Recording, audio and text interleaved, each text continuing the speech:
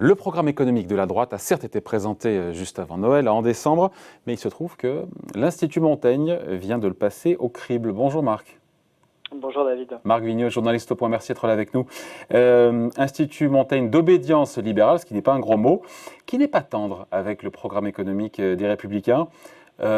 Pourquoi ? Parce que ça dégraderait, on va dire, nos comptes publics, c'est ça Alors oui, il faut préciser que l'analyse de l'Institut Montaigne est centrée sur les conséquences du programme économique des Républicains sur les finances publiques. Donc voilà. Est-ce que c'est le seul critère, pour juger de la pertinence et de l'intelligence, de l'efficacité d'un programme, que de le mesurer uniquement à l'aune du fait que ça dégrade ou pas les comptes publics ? Bien sûr, non, ce n'est pas du tout le seul critère, mais là, l'analyse est centrée là-dessus. Donc, c'est juste une façon de voir les choses. C'est une analyse critique du programme économique des Républicains du point de vue de ses conséquences sur les finances publiques. Après, chacun pense ce qu'il veut de la pertinence du programme, mais chaque mesure y est un peu scannée et l'expert qui a réalisé ce programme, qui est un magistrat en disponibilité de la Cour des comptes, qui connaît très bien les comptes publics, explique quelles sont les conséquences pour les comptes publics de l'application de ce programme. Donc c'est un élément pour juger de ce programme, sachant que la droite a souvent expliqué qu'il fallait réduire les déficits, faire attention à la dette, et que l'effet de ce programme, en l'occurrence, c'est de creuser les déficits et la dette, alors que nous sommes déjà... C'est peut-être le nouveau logiciel, Marc, le nouveau logiciel de la droite à l'ère du quoi qu'il en coûte et de l'argent pas cher de la BCE. Voilà, exactement. Et après, on peut le déplorer ou s'en féliciter. Là n'est pas le problème dans ce rapport, mais c'est juste de éclairer le public sur les effets qu'aurait ce programme économique sur les comptes publics, et donc que chacun puisse se faire une idée. Et si après on considère que l'endettement n'est plus un problème, effectivement, peut-être que ce programme est tout à fait applicable. Après, c'est un autre débat. À supposer qu'il y ait un aggiornamento de la droite, ça dégrade de combien nos comptes publics, pour le coup, en termes de déficit et de dette ? Eh bien, c'est simple.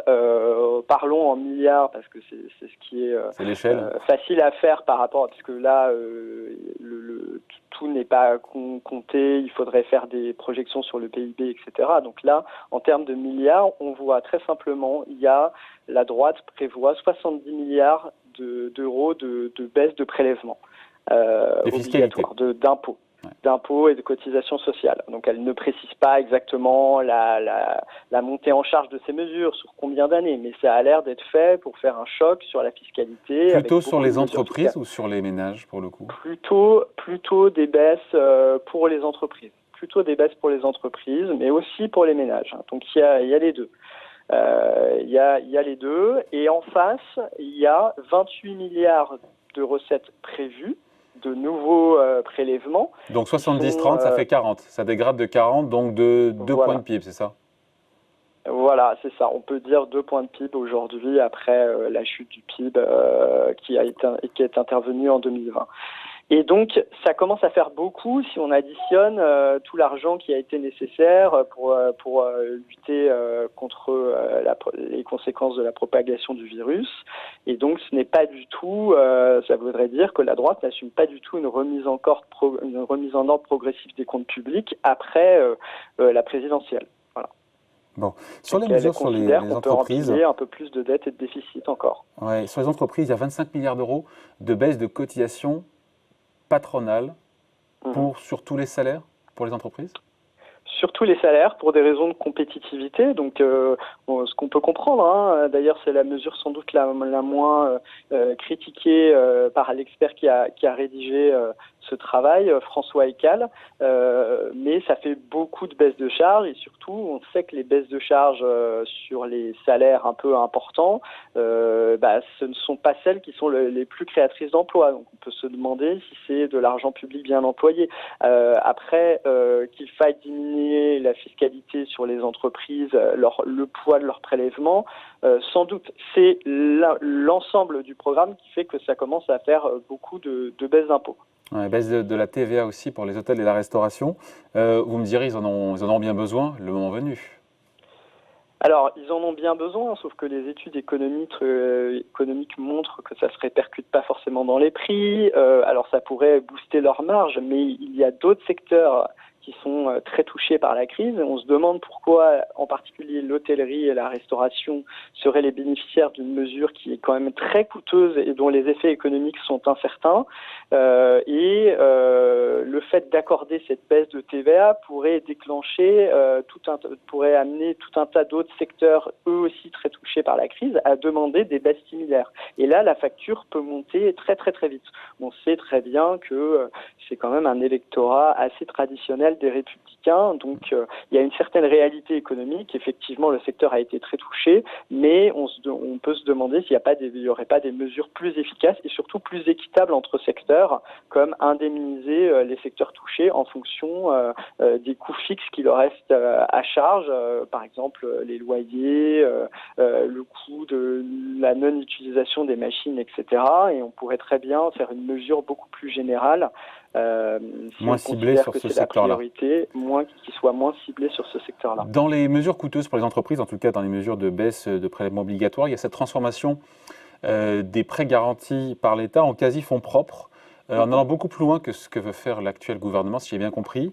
Alors, ce ne serait pas pour toutes les boîtes, bien sûr, et puis ce serait plafonné, mais le coût est non négligeable. Alors là, on peut considérer que c'est une mesure de relance. Encore une fois, individuellement, cette mesure, elle se justifie. Ça peut être tout à fait une piste à explorer. En gros, ça voudrait dire transformer des prêts garantis par l'État en quasi-fonds propres, avec de l'argent public jusqu'à 40 000 euros de prêts. Le gouvernement, lui, pour l'instant, il veut faire des prêts participatifs, mais avec de l'argent privé, grâce à une garantie de l'État sur une partie de la somme, pour attirer de l'argent privé, pour pouvoir mettre cet argent dans les entreprises. Est-ce que ça sera suffisant? Est-ce que plus tard, il faudra remettre au pot? C'est probable. Mais en tout cas, cette mesure, encore une fois, s'ajoute à toutes les autres et dessine d'énormes baisses de prélèvements avec peu de recettes en face. Ouais. On a parlé des entreprises, mais il y a aussi les ménages qui sont concernés par ces baisses de prélèvements obligatoires des Républicains. Les ménages avec une augmentation de 5% du salaire net in the pocket pour 90% des Français. Comment? C'est par le biais de la CSG, c'est ça? Alors oui, on comprend très bien l'intérêt de cette mesure, l'intérêt électoral. Emmanuel Macron, lui, avait fait augmenter aussi les salaires nets en baissant les cotisations salariales. Tous les partis vont de leurs petites propositions, mais là, ça coûterait très très cher. Selon François Eckel, ça pourrait coûter 34 milliards d'euros. Oui, mais il ne faut pas le voir de manière statique. Derrière, c'est de la consommation, donc c'est de la croissance. Donc, bien sûr, il faut calculer les effets induits, les effets secondaires, les effets positifs dans le Bien sûr. Non, mais il y aura toujours effectivement des retours sur plus de croissance, etc. Mais ça ne comble jamais les trous qu'on a laissés au départ. L'histoire l'a prouvé. Pouvoir d'achat. Pardon ? L'histoire l'a prouvé. L'histoire l'a prouvé. Quand même, quand on baisse les impôts, souvent les déficits suivent et même si la croissance remonte, c'est pas suffisant pour éponger ce que ça a coûté. Voilà, exactement. En tout cas, les baisses d'impôts qui ont été activées en France. En fait, là, c'est un éventail très large de baisses d'impôts. Après, il y a certaines baisses d'impôts qui peuvent être jugées nécessaires pour relancer l'activité et qui peuvent éventuellement s'autofinancer. Il y a des économistes comme Jean-Marc Daniel le pensent. Par exemple, sur les impôts sur les entreprises, les impôts à la production. Mais là, il faut pas se faire d'illusions. C'est la consommation française, elle va beaucoup dans les importations, donc c'est très bien de vouloir augmenter les salaires et ça peut être un objectif. Et ce qu'il y a, c'est que ça coûte très très très très cher aux finances publiques puisqu'il s'agit de supprimer 90% de la CSG sur les revenus du travail, donc sur les salaires, excepté les 10% les salaires les plus élevés. Et c'est là c'est intéressant parce qu'on n'est pas une contradiction près, et je pense que vous l'avez noté, si les plus aisés n'ont pas le droit, les 10% les plus aisés n'ont pas le droit à cette baisse de CSG, ça veut dire que la CSG est quelque part progressive. Et ma foi, c'est une idée de gauche, ça. C'est pas une idée de droite. Exactement. C'est ce que l'aggiornamento, il est large, là. Oui, voilà, exactement. C'est-à-dire que la droite nous a toujours dit qu'il ne fallait surtout pas créer de CSG progressive, que les prélèvements sur les revenus étaient déjà suffisamment progressifs, que l'impôt sur le revenu était déjà extrêmement concentré.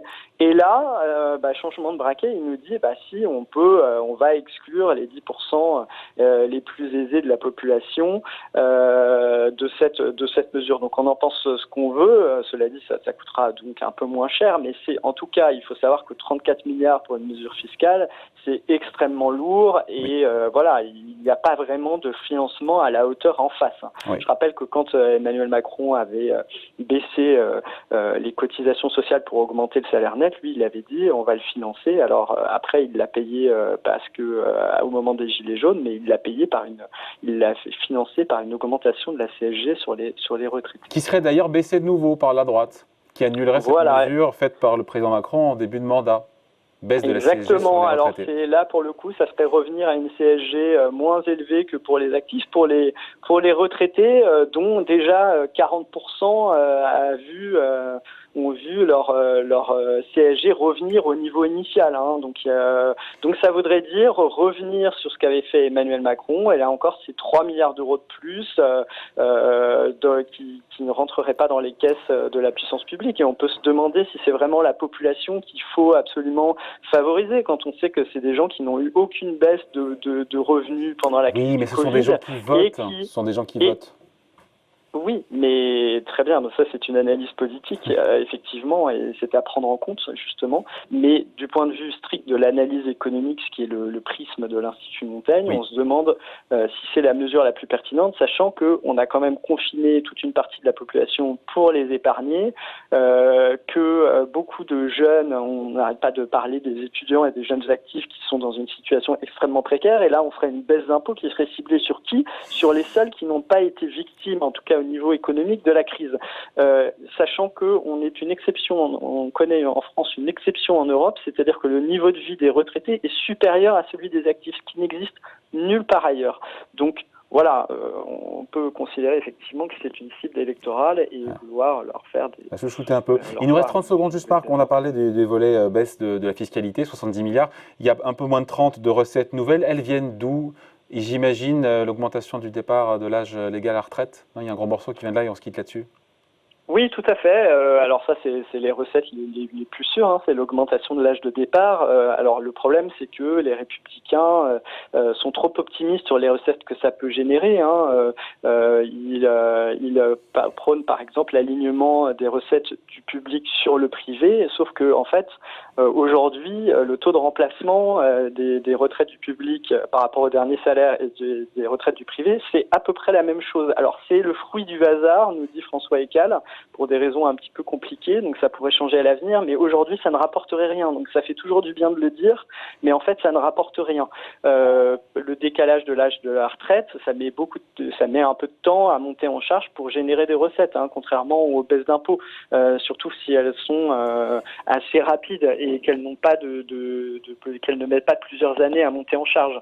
Pareil, la suppression des régimes spéciaux, c'est très bien, c'est sûrement ça remet un peu d'égalité et il y a des avantages qui ne sont plus justifiés, mais ça ne rapporte en fait que 2 milliards d'euros par an et surtout on sait que la dernière fois que Nicolas Sarkozy avait essayé de faire ça, avait déjà supprimé des avantages, il avait donné plus de contreparties pour acheter la paix sociale que ce que ça avait rapporté. Donc en fait, souvent ce genre de recettes ne donne pas du tout, ne porte pas du tout les fruits escomptés et du coup à la fin ça creuse effectivement les déficits publics. Donc il faut être conscient de ça, c'est-à-dire que ça peut effectivement plaire aux Français cette idée, ou à l'électorat de droite en tout cas, de supprimer les régimes spéciaux, mais ce n'est pas une recette miracle pour redresser les comptes, loin de là.